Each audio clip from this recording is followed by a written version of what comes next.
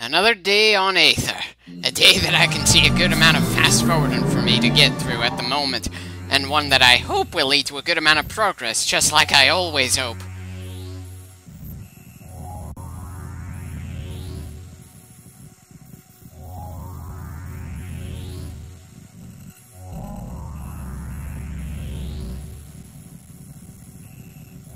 Bloody hell, if we don't get to the next major area in this clip, I think I'm gonna scream.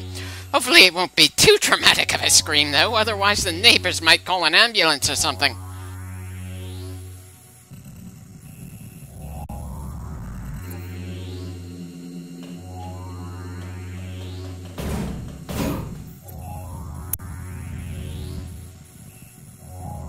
I'm pretty sure I have a travel plan at the moment, but again, it's downright insane how little information the map gives us, considering all the things that could potentially slow us down.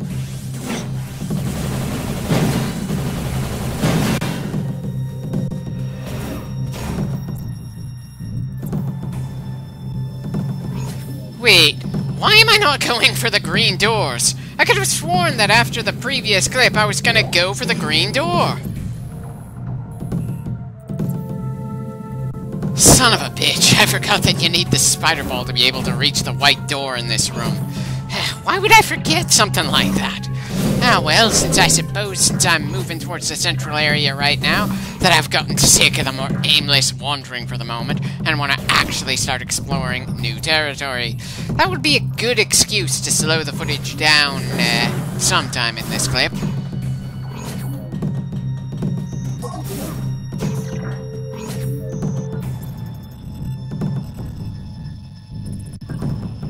Odd message. Why are they saying the place is under siege? Do you mean to tell me that Illuminoth force is actively fighting in the region and they need help? Our exposition guy in the central temple never said anything about that. Is that a translation issue? Was the word in Japanese something other than siege? And the translators decided to go with siege because it sounded just a bit cooler while being close enough to what's going on? Or is this game actually going to try giving us a sense of urgency in this war, and Umos just never bothered to tell us when we came up to him between temples? It's not anything major, but I think I'm a bit justified in feeling a bit confused here. It's such an odd word choice, considering this game typically doesn't ask us to move all that fast from point to point. Samus is the most active person on the planet, and the various enemies can only react to what we've been doing. They have shown absolutely no initiative since we've arrived. Then I suppose the only one they have to fight against is Samus, so it's not like they can attack a defended outpost or something. Again, I've seen too many solidly done battles in pretty reasonably done wars in various stories to like the nothing war that's been going on in this game. Now, if this war had happened hundreds of years ago, I'd possibly be more forgiving. Hell, even months or weeks before Samus arrived. But no, the Ing were just moments away from victory. The boss with the energy collector back at the start was inside the central temple, ready to absorb whatever was left of Light Aether's power, since the only still living and active Luminoth is Umos. And I am far too familiar with fighting wars where our side is on the brink of destruction. The Luminoth themselves are just sitting this one out altogether now, that the player character is on the planet, and the Ing are just hoping they get lucky and kill Samus so they can clean things up, instead of working in any way to ensure she dies and they win, or that they manage to win even if she doesn't die.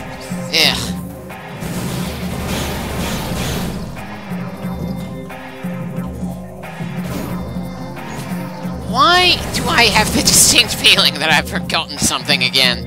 It's far from the first time we've run through this bit of ground, and I've got this itch that I've forgotten something rather annoying.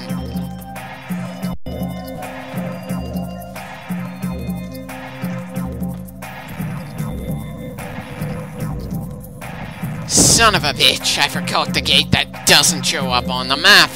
You'd think that sort of thing would stick out in my memory.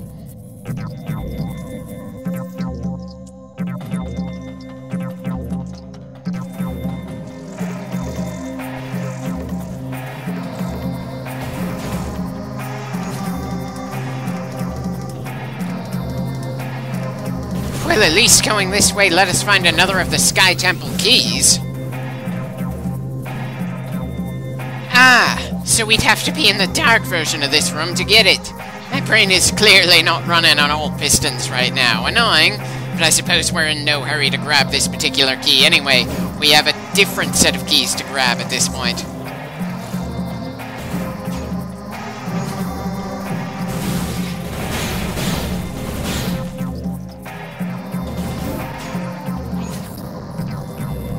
Right, take one elevator and then another to get around the gate. Annoying, but it's better than going all the way around. And considering how long this bit of raw footage was before I started fast-forwarding, I'm pretty sure I ended up in completely unfamiliar territory.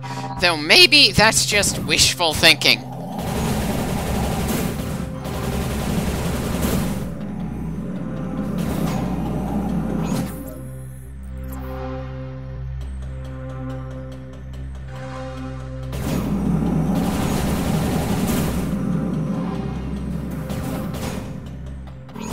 Here's hoping I didn't make a mistake on which elevator we're supposed to get onto. Not that it would be a major issue if I did, it's just that I really want to see some new ground for us to run across. We've gone through enough clips for a while of us just running around familiar territory and trying to find something new that we hadn't already grabbed there before.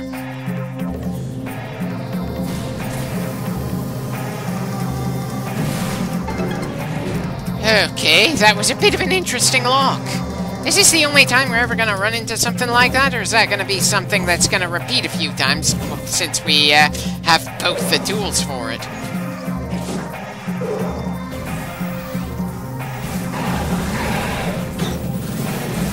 Okay, so it looks like the non-possessed pirates decided to come to the Federation ship to see if there's anything worth grabbing here. I can kind of respect that. It's not like they're gonna gain much of anything here, though, but then who am I to say one way or the other? After all, we keep destroying the same crates and other containers over and over again to try to gain fresh items because we know those crates are gonna form again at some point. It works that way for us, who's to say it won't work that way for them as well? Especially when it's worked that way for us for the entire franchise.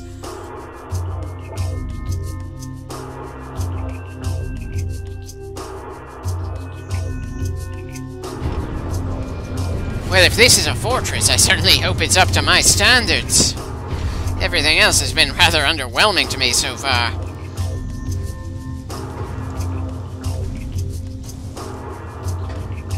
Okay, no clue why I suddenly got it into my head to try to go for the little bit of rock above the door we need to go through. As if I needed more evidence that I'm losing my mind. Still, at least I didn't waste all that much time on that random thought. Onwards to new territory, and we start off with some static defenses that apparently can't tell the difference between Samus and the Ing. Not that it seems in any way different from the pirate turrets or the ones that the Federation uses. Same sound effect when it shoots, same turning speed, and probably around the same amount of durability. It's just something fresh to scan for the sake of giving us something fresh to scan.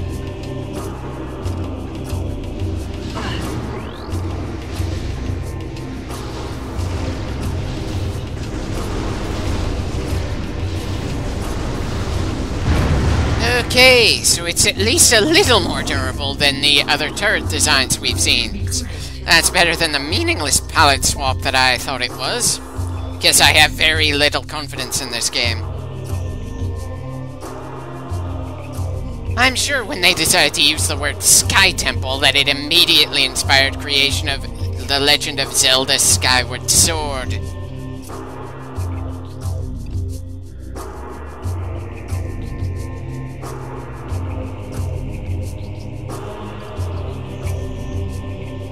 Wait, I thought the Luminoth were the ones who installed locks on the temples to try to inconvenience the Ing, and they got bitten for it. Just like they nearly lost the planet because they tried using a means of destroying the alternate version of Aether. I suppose it makes more sense for the Ing to have come up with all those various keys, since they all happen to happen in the Dark World. Did I not give the Luminoth enough credit, or were the earlier lore entries less clear or outright contradictory to this one? I'm not about to check any of the previous 25 parts to be sure.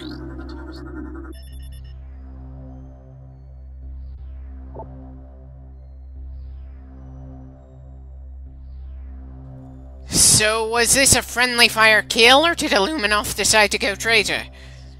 Ah, so the Ing just hacked the Luminoth machines, and this is probably the only sector on the planet where the Luminoth have a number of combat machines at all.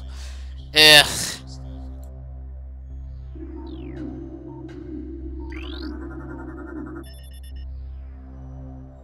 I somehow doubt we're going to be able to use those sensors to hack the defense systems in our favor, or that we'll ever be able to do anything like that in any meaningful way. And of course, we can't destroy the damn things.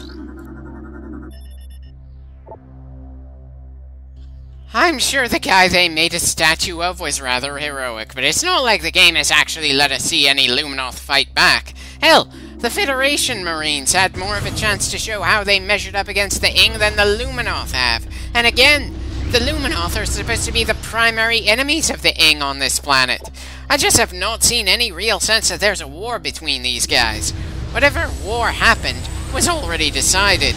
Still, at least I appreciate the fact that this area looks distinctly different from the other two, at least in the light version of the world. I'm sure when we get to the dark version that everything is just gonna have a purple tint instead of a green one.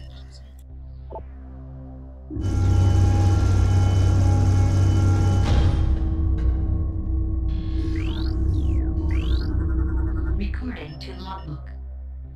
So the robots needed a swarmer as well. Excuse me for not feeling in any way intimidated, though based on what the text said for it, maybe those things aren't meant to attack us at all. They're just critters for the sake of having critters.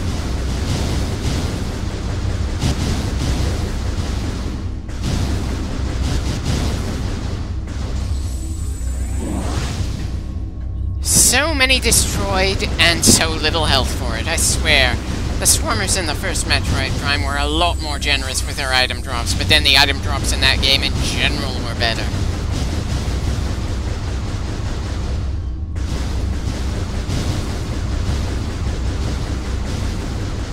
Is this just gonna be an unending march of small drones for the sake of making the robot part of the planet feel more alive than the actual biological parts of it?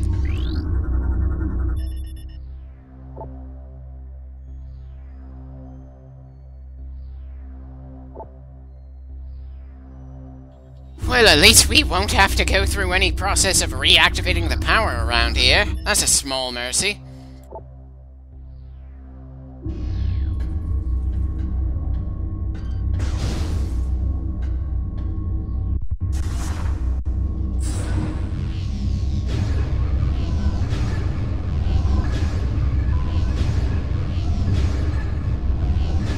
I'd ask why one door with this kind of mechanism only needed us to scan something while the other required us to use the speed boost, but I suppose the trigger for opening these kinds of barriers is rather arbitrary anyway. They could choose to have each opened in completely different ways every time, just for the sake of making us scan around to figure out and slow us down even more. I wish I could praise this game for showing so much open sky right now, but again, I can't help feeling the first Metroid Prime did a better job of making the various areas feel visually interesting, even if they were pretty closed in.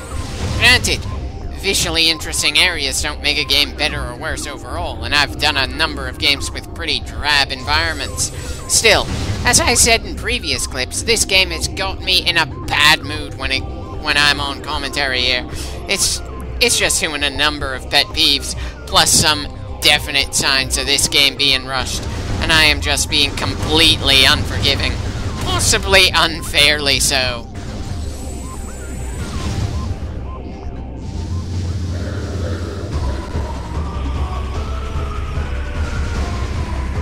Right, and of course we're dealing with pirates pretty soon after entering this new area.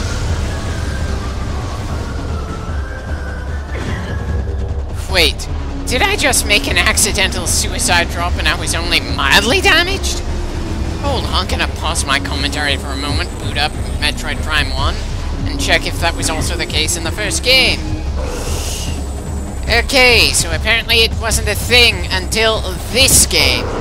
And it will continue to be a thing in the next Metroid Prime. There weren't any spots in the previous game at all that could result in us dropping down a bottomless pit. So yeah, I'm justified feeling absolutely jarred there. I get why they didn't make it an instant death like it would be in many other games. This game encourages you to dodge around quite a bit to avoid enemy fire, and having to go all the way back to a previous save because you lost track of where the terrain is with this limiting view would be rather frustrating. Still, my previous complaints with this game were things like the lore and atmosphere not fully connecting in my mind, the visuals being oddly underwhelming considering the franchise, and the level design feeling meant to make us slow down more than the previous game in annoying ways. This, however, was the only Major League immersion breaker for me. Well, okay, that and the pirates that spawn in by teleportation. At least the energy fields they can pull up feel less bullshit than the way they show up out of nowhere.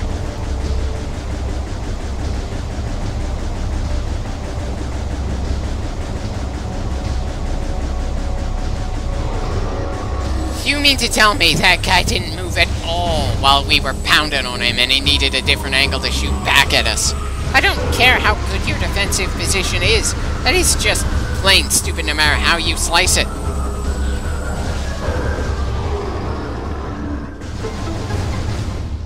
And apparently the enemy dies if they're knocked off the ledge. Or at least that's my impression of how the fight ended. I suppose he could have just walked back when he was already dead, but the timing of that death cry kinda doesn't feel right.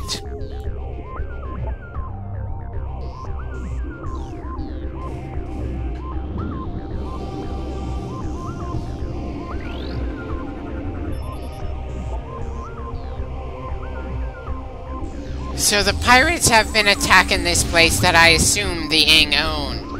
Or do you mean to tell me that the Ing used the pirates to finish the fight here before we arrived? Or are these pirates that weren't possessed deciding that there's something important here worth fighting for? I doubt we're ever gonna get the answers to that, especially since I didn't bother scanning them before I killed them. And yet another small swarmer enemy. Wait, maybe not a swarmer, he's the right size, but not the right attack pattern. But then maybe the previous little worker drone wasn't actually gonna attack us at all. I'm pretty sure my brain is pretty shot this far into the game. I just need to last long enough to get me to the pre-designated point where I take my next bloody break from this.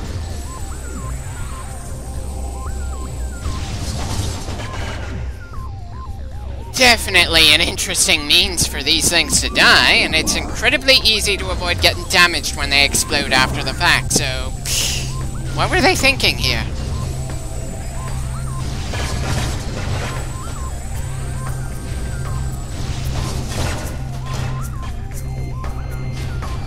Maybe I'm not looking at this the right way, but these do not feel like the kind of enemy I would consider introducing this far into this style of game.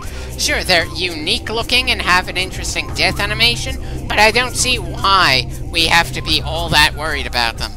And this far into the game, we should feel pretty worried about the enemies we have to face.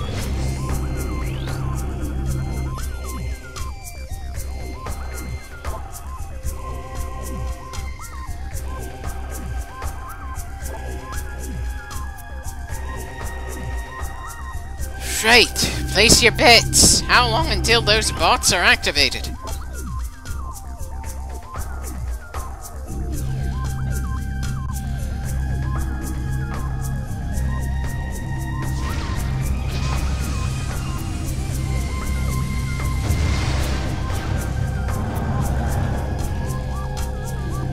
Okay, what the fuckery is this? So the game designers were in such a hurry to get this game out that one of the enemy designs is literally Just a bunch of malfunctioning-looking polygons, something that would normally be assumed to be a graphical error. Throw it into an area with a lot of machinery, certainly more than the rest of the game, and then call it a Resbit? And its shield is the most lazy animation I've seen in a while.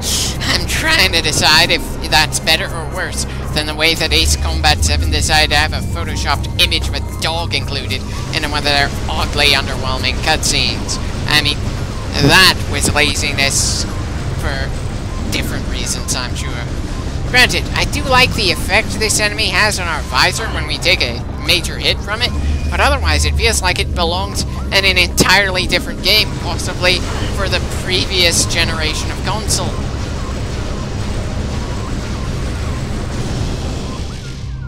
Yeah, even when we destroy it, the damn Resbit feels oddly out of place for some reason. Am I complaining for the sake of adding more commentary to this clip, or is this actually as much of an issue as I think it is? Yeah, either way, the sooner we get to a save point and I can end this clip, the better.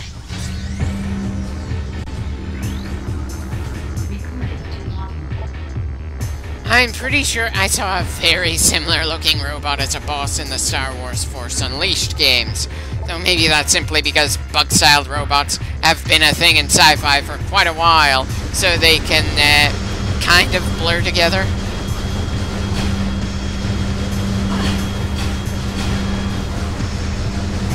That felt like a far more interesting attack than I would expect from a common respawning enemy.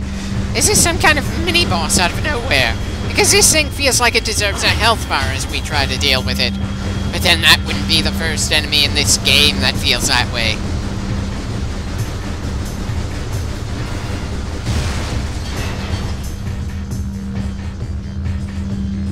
So, blowing its head off isn't enough to kill the thing, and there's nothing fresh to scan here.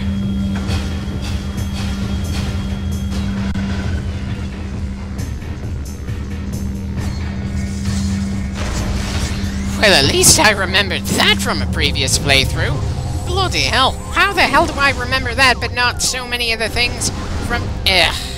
Anyway, how many more of these spider bots are we gonna have to deal with before we're done with this major area of the game? Another of those Resbit things. I suppose the combination of the spider bot things and the Resbits we're in for a rough time in this sector of the planet.